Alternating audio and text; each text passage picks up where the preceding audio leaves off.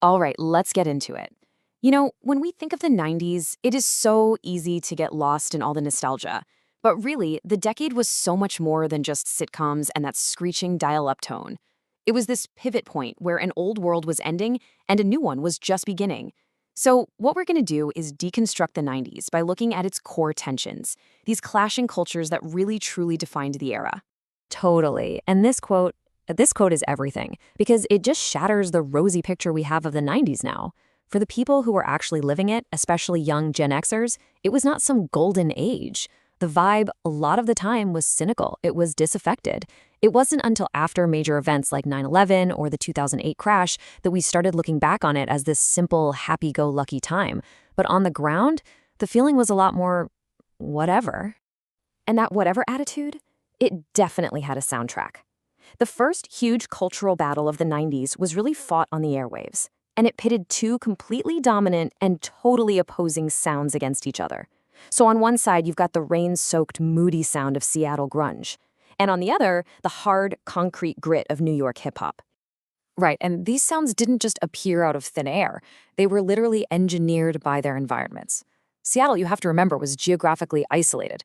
It was this drizzly, blue-collar logging town, and that isolation, it forced musicians to look inward, creating this very self-contained scene. New York, on the other hand, was the complete opposite. It was all about density. The city's rhythm wasn't some abstract idea. It was dictated by the physical act of walking everywhere and the constant pulse of the subway.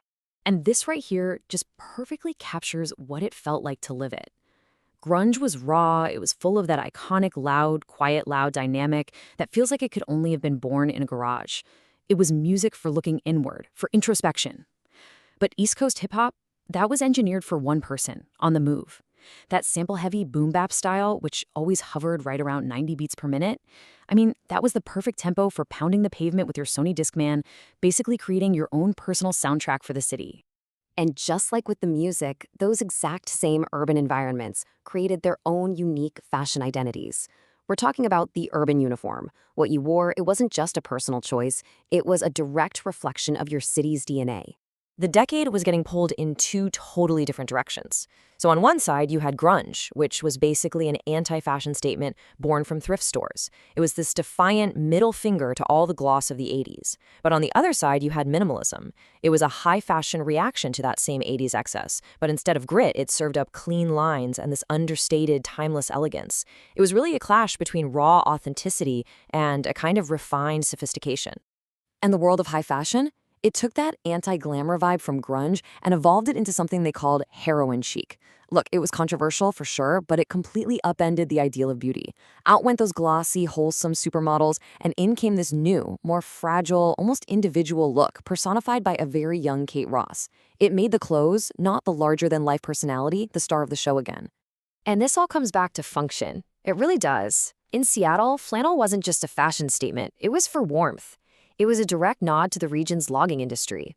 In New York, those heavy nylon windbreakers and cotton fleece hoodies were all about durability for a life lived out on the streets. And in LA, of course, the canvas of Vans and lightweight board shorts were all about the freedom and movement you needed for skate and surf culture. But while all these cities were defining their identities through music and fashion, a technological revolution was quietly changing the very pace of life itself. The 90s was the decade that the analog world slammed right into the digital future, and it completely rewired our relationship with time and space. Seriously, let's just pause and think about this for a second. This question frames a reality that has completely, totally vanished. Before cell phones, you just had to navigate a world with a much, much higher tolerance for ambiguity. So, what did you do? Oh yeah, you'd run through this exact ritual. Find a payphone, hope you had a quarter, call their house. And if they weren't home, you just waited, or you left. You had to make these highly specific plans, like, okay, I'll wait until 6, then I'm gone.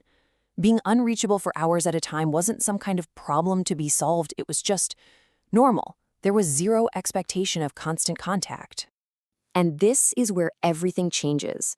The introduction of pagers and those early mobile phones, those iconic Nokia bricks, created what's called a feedback loop. All of a sudden, you could coordinate in real time. This meant you could do flashpoint management, basically change plans on the fly, which just dramatically sped up the whole metabolism of the city itself. This quote just absolutely nails the shift. For the first time in human history, communication was detached from a fixed place.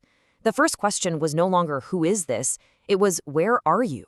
The very idea of what it meant to be present was being redefined right as it was happening. So, this brings us to what I think is the core psychological conflict of the entire 90s. Beyond the music, beyond the technology, there was a fundamental battle being fought for the soul of the decade between two completely opposing mindsets. Okay, so in one corner, you've got market utopianism. The Cold War was over, the dot-com boom was just taking off, and there was this feeling of frenetic exuberance, an almost unshakable belief that the free market had won and history itself was basically over. And in the other corner, you had Gen X cynicism. This was the latchkey generation, the so-called slackers, who saw all that optimism and thought it was completely hollow. Their mantra was, whatever, never mind. They rejected commercialism, and they found their voice in the apathy of grunge and the raw honesty of independent film. So how could both of these things be true at the exact same time? Well, the key is that they were operating on two totally different timelines. The optimism, that was almost entirely focused on the future. This deep belief that technology and the internet were about to create this amazing new world. But the cynicism was rooted firmly, stubbornly, in the present. So you could feel completely disaffected with your monotonous middle-class life, just think of the movie Office Space, while at the same time believing that the coming digital age was going to be absolutely awesome. Okay, so let's try to resolve our central debate here. Which city, which style truly defined the 90s? The answer, it turns out, is that the decade's true DNA wasn't found in a single place, but in the contradictions that existed everywhere. Yeah, I mean, when you lay out all the evidence like this, you see that every single city embodied one of these core conflicts. Seattle was the home of analog, authentic grunge, right? But it was also an early tech hub where protesters, ironically, used some of the world's newest communication tools to organize. And just look at New York, the capital of high fashion, less is more minimalism, existing right next to the bold, logo-heavy, more is more swagger of streetwear. No single city won the decade because the story of the 90s is the story of all these contradictions living right alongside each other. Ultimately, what it all boils down to is this. The true signature of the 90s wasn't one look or one sound. It was the incredible range. It was a cultural mosaic where grunge and hip-hop and minimalism and streetwear could all be happening at the same time, often on the very same city block. That diversity, that's what makes the decade's style so lasting. And that leaves us with one final thought. All those tensions that define the 90s, that battle between the authentic and the commercial, the analog and the digital, the cynical and the optimistic, they didn't just disappear, they evolved.